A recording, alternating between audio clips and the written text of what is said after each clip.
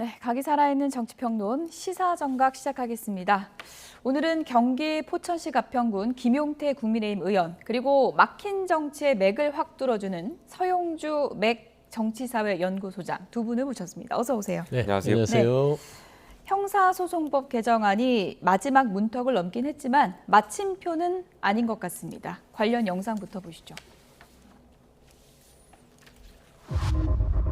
형사소송법 개정안이 국무회의에서 의결됐습니다. 형소법 개정안에 대한 제2요구권, 즉 거부권을 쓰지 않았습니다. 오로지 대통령 한 명, 권력자 한 명을 위한 형사소송법 개정안, 결국 지옥문이 열리게 되는 것입니다. 훨씬 더 좋아진 형사소송법입니다. 검사 수사권이 없어지면 어떡해요? 중대범죄수사청이 합니다. 한국판 FBI라고 생각하시면 될 것 같습니다. 힘없는 또 법상식을 잘 모르는 국민들은 그럼 이의신청 하는 것도 변호사 사서 해야 되는 거 아니야? 이런 걱정도 할 것 같은데. 당연히 무조건 나라에서 변호사를 의무적으로 선임하게 했습니다. 그럼 그게 무엇일까요? 바로 국선 변호인입니다. 국선 변호사. 바로 국선 변호인입니다. 국선 변호사. 서영교 의원 국선 변호 얘기했는데 정말 이분 아무것도 모르는 사람입니다. 정말 이분 아무것도 모르는 사람입니다. 그게 그런 식으로 돌아갑니까? 당신처럼 판사 불러서 빽쓸 수 있는 게 아니에요. 사람들이 줄여달라고 빽쓸 수 있는 입장에 있지 않다는 거예요.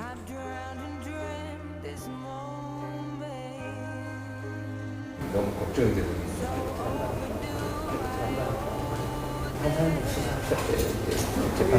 재판하면서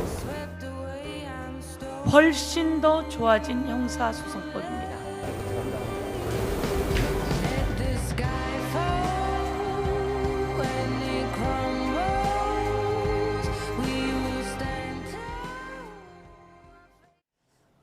말도 많고 탈도 많던 형소법 개정안이 마지막 문턱을 넘은 날 법무부 수장이 이렇게 얘기를 했습니다.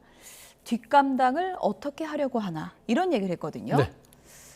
기록을 남겨놓는 겁니까? 나는 반대했다. 어떻게 보십니까? 근데 조성호 법무장관이 이게 예. 그 작정하고 했던 말은 아닌 것 같고 어떤 그 법률계에 있는 분들 대법관 예. 추천위에서 만났으면 이제 판사들일 것 같아요. 네. 그분들과 이제 형사소송법에서 최종적으로 보안사건 폐지가 확정이 된 거잖아요. 거기에 대해서 법무부 장관으로서 끊임없이 입법부에 읍소를 했던 입장에서는 본인의 생각을 조금 피력한 것 같아요. 예. 저도 그 보안사건을 놓고서는 이거를 일부 한시적으로 1년 정도는 유지를 하면서 가는 게 낫지 않겠냐. 예. 그게 따지고 보면은 국민들에게 피해가 올 수 있는 부분들을 일단은 조금 1년간은 한번 돌이켜서 운영을 해본 다음에 이 보안사건이 예를 들어서 검찰, 이 공소청에 있을 때 이게 악용이 되는 것들을 지켜보면서 이걸 단계적으로 폐지를 가도 됐을 텐데 이걸 왜 그렇게 했을까? 저도 이제 뒷감당이 우려스럽긴 해요. 왜 그러냐면 막상 이게 정치적으로는 기소, 수사, 분리를 다 했어요. 그리고 나서 검찰 개혁이 완전히 검찰에게 수사권을 다 뺏었어요. 예. 근데 우리 진영 내에서는 기분 좋은 사람들이 많이 있겠죠. 이제 검찰이 완전히 이제 수사권을 놓았어. 꿈도 못 꿀 거야까지는 좋은데 이제 당사자인 국민들, 이 피해자가 생겼을 때 이게 복구할 수 없는 예. 그런 피해가 생겼을 때는 감당이 안 되잖아요. 누가 책임질 거예요? 그때 가서 입법을 다시 바꿀 겁니까? 이미 피해는 발생했죠. 그래서 저는 사법체계의 큰 틀 안에서 범인들을 잡고 잘못된 관행들을 고치는 것보다는 억울한 피해자 한 명을 발생하지 않도록 예. 하는 게 사법체제의 근간이라서 저는 아마 법무부 장관께서 그런 부분들을 우려하면서 이 법관들이 모인 자리에서 이런 예. 얘기를 하지 않았나 싶습니다. 앞서 정성호 장관 발언하는 그 장면을 또 보여주시면 좋을 것 같은데 정성호 장관이 5선 국회의원이기도 합니다. 언론사 카메라가 켜져 있는 걸 모르고 한 말은 아닐 것 같은데 어떤 맥락으로 보십니까? 저는 알리바이를 만들고 계시다라고 알리바이를 생각을 합니다. 결과적으로 이 새로운 법으로 인해서 피해자가 발생하면 안 되겠지만 사실 피해자가 발생할 가능성이 농후하고 그럴 때 과연 누구를 어떻게 책임질 것인가에 대한 문제가 계속 대두될 텐데 정성호 장관 같은 경우에 이번 지금 싱크에 나오는 저 장면뿐만이 아니라 최근에 법사위에서 이 법안을 가지고 토론할 때 저희 당 의원들이 여기에 대해서 비판한 의원들을 향해서 잘했다라고 이제 말했다는 내용도 언론 보도에 이제 나왔던 적이 예. 있고요. 또 장관직 사퇴까지도 계속 나왔던 거 아니겠습니까? 그러니까 이게 나중에 문제가 될 가능성이 매우 높고 그러다 보니까 정성호 장관 입장에서는 문제가 될 것을 예상하고 그 향후에 본인께서는 최소한 양심적으로 이렇게 행동했었다라는 알리바이를 만들어 놓는 거 아닌가 좀 개인적으로 생각이 듭니다. 네, 이러다 이제 판사도 수사를 해야 된다. 굉장히 걱정이 많이 된다. 이렇게 강도 높은 비판을 언론사 카메라가 켜져 있는지 안 켜져 있는지 이걸 확인한 건 저희도 확인은 안 되지만 네. 어쨌든 이런 얘기를 한 건 사실인 거고 사의 표명을 해서 이걸 이재명 대통령이 어떻게 정리를 할 건가 이게 궁금했었는데 잘 버티세요. 이렇게 얘기를 했다고 합니다. 네. 그러니까 사표 반려된 겁니까? 반려됐다고 봐야죠. 예. 제가 이제 정성호 장관께서 대통령께서 이제 순방하고 나서 사의표명을 국회 와서도 했고 그 전에도 얘기를 할 때 저는 이제 그 사의표명을 대통령께서 받아들이지 않을 것이다. 이유인즉슨 지금 법무부 장관을 딱히 정성호 장관만큼 믿고 맡길 만한 사람이 보이질 않아요. 예. 두 번째는 이 초대 법무부 장관으로서 검찰 개혁의 처음부터 끝까지 이제 10월 2일이면은 검찰이 완전히 사라지고 중수청 공소청의 새로운 사법체제 시스템이 돌아가는데 이거를 다 지켜보고 말하자면 가운데서 컨트롤했던 장관이 이거를 시행하지도 않고 떠나면 되겠습니까? 예. 이건 최소한 이 진수를 한다고 하죠. 배를 처음에 물에 띄우듯이 이 공소청, 중수청에 대한 사법체제는 이 정성호 장관 체제 내에서 돌아가야 된다는 생각이 대통령한테 있을 거예요. 그래서 저는 빨리 사의를 한다 하더라도 몸이 예. 안 좋으시니까. 여러 번 얘기했는데. 그렇죠. 몸이 안 좋대요, 진짜로. 예. 근데 저는 마음이 더 안 좋은 것 같아요. 아, 마음이 상하죠. 예. 그래서 저는 걱정되니까. 그렇죠. 예. 뒷감당을 피하려고 하는 게 아니라 이제는 이게 집권 여당이 정말 이 이재명 정부 2년 차에 제대로 돌아갈 수 있을까라는 염려가 더 큰 것 같아요. 5선 국회의원이거든요. 예. 그리고 친명이 좌장이고 그러다 보니까 새로운 지도부에서 그리고 당의 민주당의 161명의 의원들이 과연 이재명 대통령이 국정에서 뭘 원하는지를 알고 있는지 모르겠다라는 예. 답답함이 있는 것 같아요. 그래서 예. 근데 뭐 치아가 3개나 빠질 정도로 이제 건강이 안 좋다 그러는데 대통령이 이제 웃으면서 잘 버티세요라고 했다는 건 좀 미안함도 좀 묻어 있는 걸까요? 그렇죠. 미안함도 예. 있고 아마 두 분의 친분 관계가 예. 꽤 인간적으로 오래됐기 때문에 예. 공식 석상에서 국무회의 중간에는 좀 버티세요 했지만 예. 따로 다른 공간에서는 예. 다른 이야기들이 있었겠죠. 아마 부탁을 했을 것 같아요. 대통령이. 네. 조금만 더 참아달라. 그래서 저는 사실상 정성호 장관의 우려 자체가 현실로 나오지 않도록 우리 집권여당도 이 보안수사권 폐지 부분에 대해서 잘한 것이다 라고 홍보만 할 게 아니라 이 정말 선의의 피해자들이 예. 생기지 않도록 뭔가 보완책을 자꾸 국민들한테 보여주는 그런 방향으로 좀 이 문제들을 좀 해결해 가야 되지 않을까 생각이 됩니다. 이렇게 되면서 뭐 제2의 장윤희 사건 같은 게 계속 생기는 거 아니야? 이런 우려가 커지고 있는 것도 사실인데요. 형사소송법 개정안의 홍보를 담당하고 있는 뭐 마스코트라고도 할 수 있을 것 같은데 서영교 법사위원장은 이런 얘기를 했습니다. 들어보시죠. 장윤기 사건처럼 연루되어서 암장하고 케이블 이러면, 예. 타이 같은 거 예. 있음에도 불구하고 숨기면 예. 어떻게 이게 모든 사람의 걱정이 예. 같거든요. 이게 생각보다 작은 데서 그 해결 방안이 나오는데 예. 우선 범죄 현장을 갔어요. 갔을 때 이 바디캠 같은 거를 달고 갑니다. 그래서 모든 현장을 쫙 다 그 영상을 녹화하는 거죠. 그래서 범죄 현장에서는 하나도 놓치지 않게 영상에 다 담아둔다. 대한민국 국민들은 2번씩 수사받잖아요. 경찰과 검찰을 다 예. 거치지 않습니까? 피의자면은 빠르게 기소받아서 예. 판사로부터 법원으로부터 실제로 형벌을 받거나 예. 피해자가 아니다라고 하면 그 피의자 신문에서 빨리 벗어나는 것이 인권의 기본입니다. 예. 그래서 2번씩 수사하는 게 저는 적절치 않다라고 생각을 합니다. 네, 현장에서 케이블 타이조차 놓친 경찰 아니냐 이런 비판이 나오고 있는 상황인데 이런 부분에 대해서 서영교 법사위원장이 바디캠을 장착해서 현장을 다 찍어두면 이거 놓칠 리 없는 거 아니냐 이런 보완책이 있다라고 반박을 했거든요. 어떻게 들으셨습니까? 글쎄 저 말을 듣고 국민 여러분들께서 과연 안심하실 수 있을까 오히려 더 당황하실 것 같고요. 조금 전에 신장식 의원 같은 경우는 이제 2번 수사를 막을 수 있는 그런 이야기 하셨는데 네. 저는 2번 수사를 받기 때문에 보안 수사권이 있기 때문에 인권이 보호해야 된다라고 생각이 돼요. 가령 피의자가 아닌데 피의자로 수사를 한 번만 받으면 기소되면 재판까지 가야 되는 거 아니겠습니까?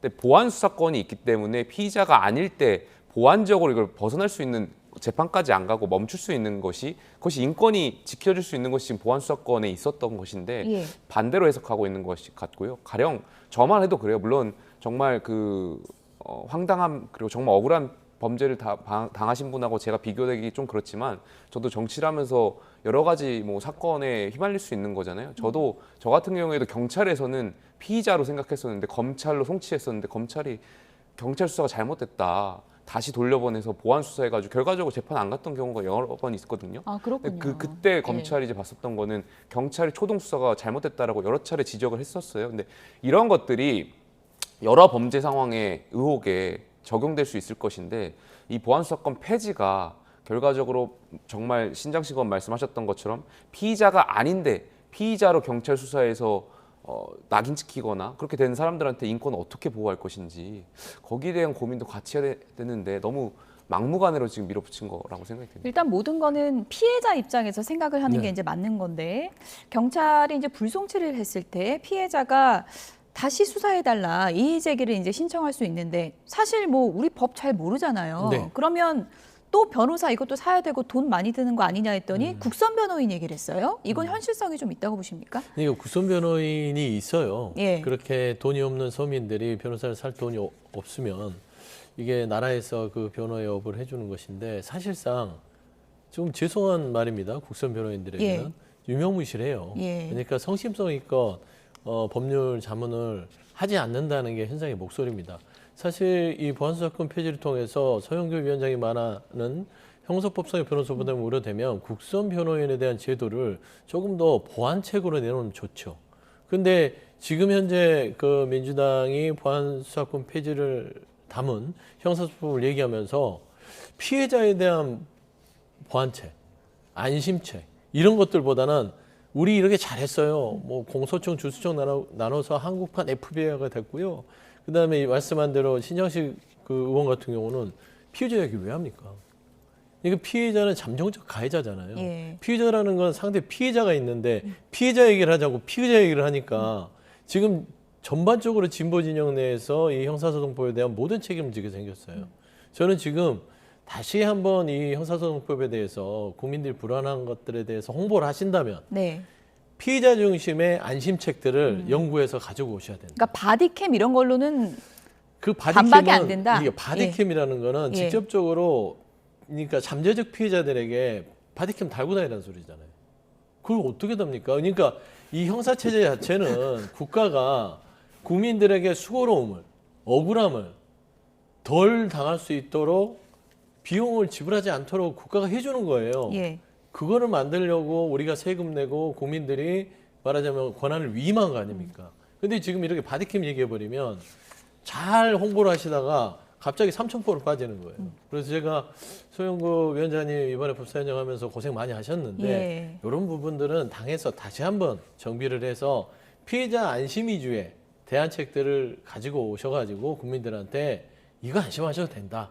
그렇게 이게 보안수사권 폐지됐다고 모든 국민들의 피해가 복구되지 않을 수 없는 그런 우려들 없다. 이런 얘기를 해야 돼요. 네. 그래서 바디캠, 네, 신장식 의원의 피의자 2번 수사 안 받고 빨리 끝난다. 예. 피해자가 2번 안 받고 2번, 나중에 3번 받아도 되는 거잖아요. 아니 피해자 입장에서. 만에 예. 하나 그 피해자가 예. 제대로 수사를 못 받아서 빠져나가면 그 상대 피해자는 얼마나 억울하겠어요. 그러니까 이게 너무나 지금 국민들을 그냥 쉽게 보시는 게 아닌가라는 우려가 있어서 제가 예. 진보 진영 쪽에 있어도 이 부분의 홍보 방식은 좀 꽤나 잘못된 것 같다. 어쨌든 바디캠만 얘기한 건 아니고 서영교 법사위원장이 이제 형소법 개정안에 대해서 언론에 적극적으로 이제 나서서 홍보를 하고 있고요. 저희 YTN의 잠시 뒤에 이어지는 2PM 뉴스에도 서영교 법사위원장이 출연을 합니다. 오늘 또 어떤 얘기를 하는지 시청해 주시면 감사하겠고요. 어쨌든 이런 상황이 되면서 어제 한동훈 의원이 이제 돌려차기 피해자도 이제 만나서 간담회도 했는데 민주당 의원이 오히려 더 만나야 되는 거 아니야? 이런 비판도 좀 있는 것 같습니다. 그렇습니다. 저는 민주당 의원분들, 특히 서영교 의원께서 물론 방송에 나와서 본인 어떤 그런 걸 홍보하시는 것도 좋을 수는 있겠지만 본인 입장에서 예. 그것보다 중요한 거는 정말 이 피해자, 보안수사권 폐지로 인해서 보안수사권이 유지되기를 바라고 있는 피해자분들을 만나가지고 이야기 듣는 것이 굉장히 중요할 것 같다고 생각이 듭니다. 네. 정성호 장관이 이런 얘기를 했습니다. 이거 통과되고 부작용 발생하면 강경파 의원들이 책임을 져야 할 것이다. 이런 얘기도 남겨놨거든요. 그건 어떤 포석이라고 보세요? 그러니까 정성호 예. 법무장관이 오죽 속상했으면 예. 그런 얘기를 할까요? 입법기관에서 입법을 통과시키고 나서 그 입법의 부작용을 책임지는 국회의원이 어디 있습니까? 없죠. 하지만 책임져라 그 얘기거든요. 대통령도 그 얘기를 비슷한 걸 하셨던 걸로 기억해요.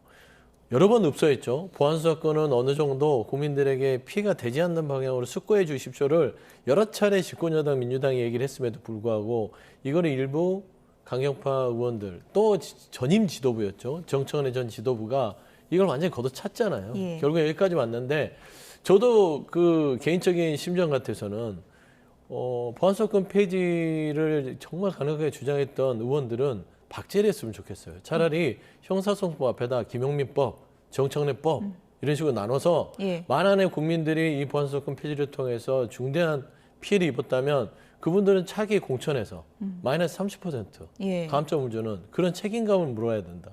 라고 하고 싶지만 예. 현실적으로는 그렇지 않다. 그래서 저는 정성호 장관의 그러한 이야기들은 굉장히 이번에 집권여당의 형사소송법의 통과의 이런 행태에 대해서 여전한 불만과 조금 우려를 가지고 있는 게 아닌가 싶습니다. 네, 어쨌든 뭐 형소법 개정안 통과 후폭풍이 민주당 전당대회에도 또 어떤 여파가 될지 이 부분도 이제 관심이 쏠리고 있는데요. 정청래 후보가 오늘 김어준 씨 방송을 찾았네요. 어떤 얘기했는지 들어보시죠. 실제로 충남 충북 같은 경우는 저를 지지하는 의원이 없었습니다. 예, 그리고 거의 모든 언론이 타 후보를 뭐 지지하는 것 같고, 그리고 조직, 뭐 국회의원, 방송 패널 같은 경우는 뭐 거의 10대 0이지 않습니까? 저를 옹호해주는 방송 패널 저는 본 적이 없어요. 이번 주 만약에 이 박빙 추세가 네. 이어지면 호남이 확 뒤집어집니다. 어제 박선원, 김용 그리고 서미아 후보까지도 그 이야기한 것 같던데 마지막 날 투표 못한 권리당원 다시 투표 기회를 주자 이런 제안을 했던데. 투표 쿠데타죠. 그렇게 한다면. 이렇게 한 선거는 세계 어느 나라 역사상 없었지 않습니까? 저는 우리 정청래 후보께서 그렇게 1인 1표 당원 주권주의를 강조한 만큼 그러한 미투표한 그런 사람들을 총력으로 마지막에 모아서 기회를 한번 주는 문제는 좀 긍정적으로 검토할 수 있는 것이 아니냐 이렇게 생각을 합니다. 왜냐하면 지금 여러분 올림픽 공원에서도 이렇게 젊은 분들이 투표용지 부족을 가지고 이렇게 하고 있는 것이 사실에 대한 참여권, 투표권의 침해에 대한 분노 때문에 그런 거 아니겠습니까? 하물며 우리 민주당이 물론 기회를 줬지만 한번 우리도 시스템이 한번 중단돼서 어디 투표였던가?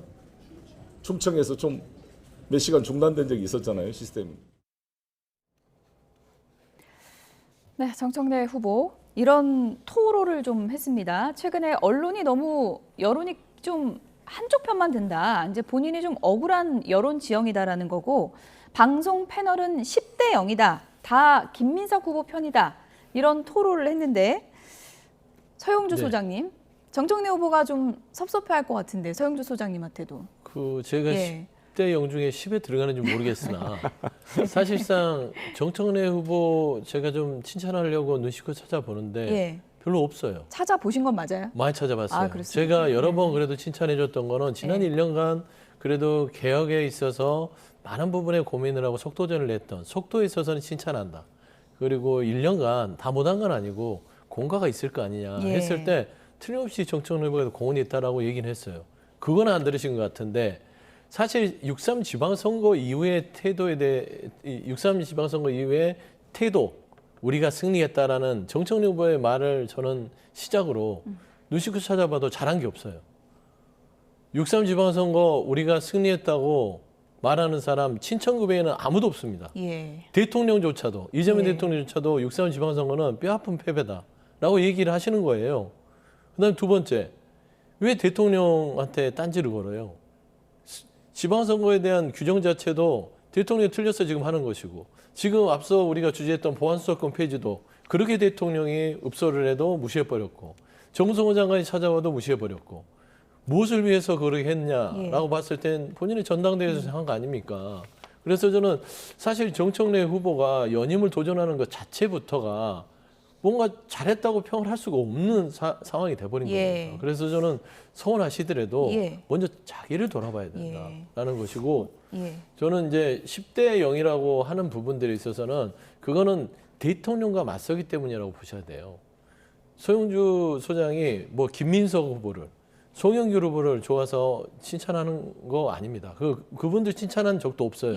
다만 이재명 대통령이 집권 2년 차를 맞이했는데 지금 정청래 후보가 연임 도전하는 것 자체가 대통령의 국정 운영에 걸림돌이 되니까 연임 도전하지 말아라 라는 것인데, 사사건건 본인은 거기에 대해서 책임도 지지 않고 대통령을 지키겠다고 하면서 행동은 반대로 하니까 거기에 친청기 후보들 어떻게 해요? 국민들 보기에도 볼썽사는 모습들 계속 보여주잖아요. 그래서 저는 그런 얘기를 하는 것이니까 서운해하지 않았으면 좋겠다. 서운해하지 말라는 얘기 들어봤고요. 보다 객관적인 분석은 우리 김용태 의원님께서 해주실 수 있을 것 같은데 어떻습니까? 민주당에서 좀 여론 지형 자체를 그렇게 좀 조직적으로 몰아가는 것도 있나요? 정청래 후보 입장에서는 좀 불만을 가질만 합니까? 조금 전에 우리 서 소장님 말씀 잘 하셨는데, 여당이다 보니까, 대통령이 있는 당이다 보니까 어쩔 수 없는 것 같아요. 아무래도 여당의 당원분들은 성공한 정부를 만들고 싶을 것이고, 그렇게 된다면 당연히 대통령하고 맞서 싸우는 듯한 느낌의 가진 후보하고 어떤 전당대회를 치를 때 당연히 대통령에 힘 실어줄 수 있는 후보를 밀게 될 수밖에 없는 여당의 특성이 있는 것 같습니다. 그러다 보니까 정청래 후보 입장에서는 그런 서운한 감정들 느끼는 것 당연하다고 생각 들고, 근데 또 그걸 본인께서 자초하신 일이라고도 생각이 듭니다. 김용태 의원 보시기에는 이 추가 투표 논란이요, 그건 어떻게 보세요? 저는 말이 안 된다라고 생각을 합니다. 그러니까 결과적으로 축구를 하다가 축구 선수들이 후반 끝나고 우리 20분 더 하자고 축구 경기 중에 결정할 수 없는 거 아니겠습니까? 그러니까 민주주의의 위기라는 것이 룰을 우리가 세팅을 할 때 사전에 선수들 간에 같이 합의한 것이 굉장히 중요한 건데, 어떤 경기라든지 투표가 진행 중에 룰을 새롭게 세팅하는 것은 물론 합의가 되면은 문제가 없을 거라고 생각합니다. 후보 간에 다 모두가 하자라고 해서 합의가 되면 상관없는데, 분명히 여기에 대해서 반발하는 후보도 있을 거고, 그걸 강행하는 것은 민주주의의 관점에서 봤을 때는 매우 적절하지 못하다라고 생각합니다. 송영길 후보는 투표용지 부족 사태, 올공 시위 그 얘기까지 했거든요. 그 사건과 이 사건은 전혀 다른 일이라고 생각이 들고요. 그걸 비유하는 것은 개인적으로 적절치 못하다라고 생각합니다. 네.